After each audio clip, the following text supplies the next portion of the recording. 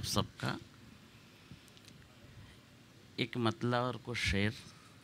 पहले तो ये बताइए कि आप अच्छी खासी जो है वो अकाउंटेंसी कर रहे थे, हिसाब किताब लोगों का बनाना बिगाड़ना, बच्चों के मुकद्दर बिगाड़ना नहीं बनाना, हाँ, बनाना, ये काम आप करते थे। करते करते आप कैसे बिगड़ गए? मेरा कुछ ऐसा मामला रहा कि मैं कविताएं ने शुद्ध हिंदी का एक समय ज्ञाता रहा। तो हिंदी लिख लिख के कविताएं मेरी कम से कम 300 350 पेपरों में, मैगजीनों में आती रही। आप ज्ञाता नहीं भी बोलते तो हम समझ लेते। आपने शुद्ध हिंदी बोला, हम समझ गए ज्ञाता ही होंगे। तो उस हिंदी को उर्दू में टर्न करने में मुझे बहुत तकलीफें आज भी आ जाती है, क्योंकि वो जबान पे पूरी वो रही। बाकी मैंने जहाँ तक कोशिश हो अपने आप में वो किया, माशाल्लाह। अब मैं कुछ अपने अशार आप तक पहुँचाता हूँ। क्या कहें कि वो शख्स कुछ भी कहो मौतबर नहीं होता।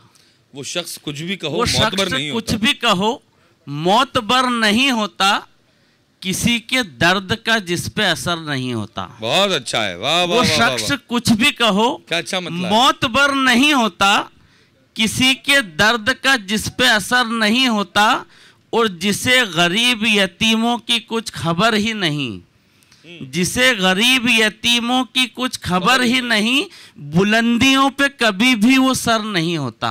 बहुत अच्छा है। जिसे गरीब यतीमों की कुछ खबर ही नहीं, बुलंदियों पे कभी भी वो सर नहीं होता, बुलंदियों पे कभी भी वो सर नहीं होता। और वफा की राह पे चलता रहे अगर कोई, वफा की राह पे चलता रहे अगर कोई, किसी भी हाल में वो दरबदर नहीं होता। वफा की राह पे चलता रहे अगर कोई, किसी भी हाल में वो दरबदर नहीं होता। और ये शेर खास तौर पे कि किसी भी हाल में वो दरबदर नहीं होता, किसी को पल में खता का मलाल हो जाता। ये अंजुम साहब को नजर कर रहे हैं, कदमों में डाल रहा हूँ। नजर में करने काबिल अभी नहीं हूँ। किसी को पल में खता का मलाल होता है, किसी को तो ये उम्र भर नहीं होता। अरे वाह, किसी को पल में खता का मलाल होता है, भाई क्या कहने, किसी को तो ये उम्र भर नहीं होता। और किसी को तो ये उम्र भर नहीं होता। क्या कहने? किसी को पल में खता का मलाल होता है, किसी को तो ये उम्र भर नहीं होता। क्या कहने? अब एक मैं आपसे कुछ कहना चाहूँगा जी। मैं कई साहित्य ग्रुपों से जुड़ा हुआ था और अरशद अजमेरी साहब को भी पढ़ा करता हूँ, मदान फराज साहब को भी पढ़ा करता हूँ, आपको भी। एक मिसरा एक दिन नूह आलम साहब का ही लग गया था उसमें, उस पे मैंने कुछ शेर कहे थे सोपान ग्रुप में, वो आप तक पहुंचाना चाहूँगा।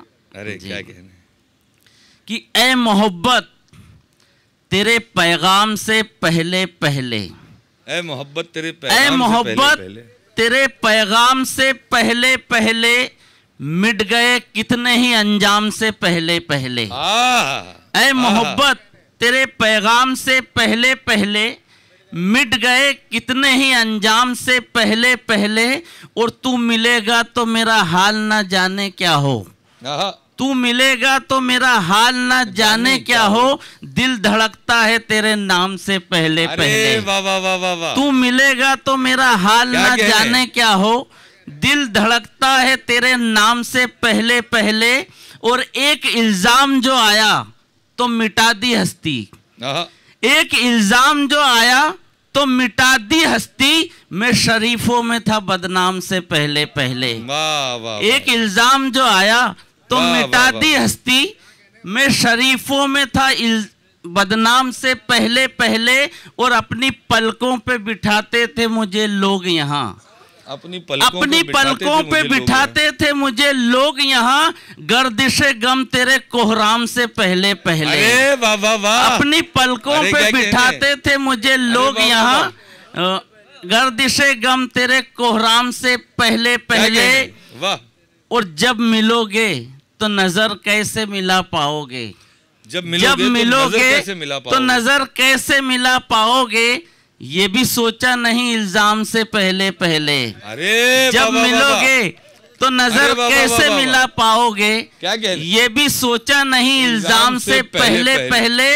और ये खास शेर कि अपने बच्चों की मोहब्बत में परिंदों की तरह, अपने बच्चों की मोहब्बत में परिंदों की तरह लौट आता हूं मैं घर शाम से पहले पहले। अपने बच्चों की मोहब्त में परिंदों की तरह लौट आता हूं मैं घर शाम से पहले पहले।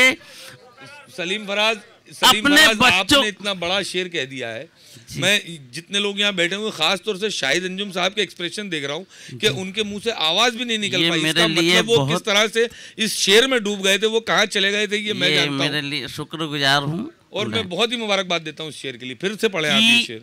अपने बच्चों की मोहब्बत में परिंदों की तरह लौट आता हूँ मैं घर शाम से पहले पहले। और अपना हर फर्ज तहे दिल से निभाया मैंने, अपना हर फर्ज तहे दिल से निभाया मैंने, बस सुकून इतना हो आराम से पहले पहले। बहुत अच्छे, बहुत अच्छे, बहुत अच्छे सलीम फराज साहब।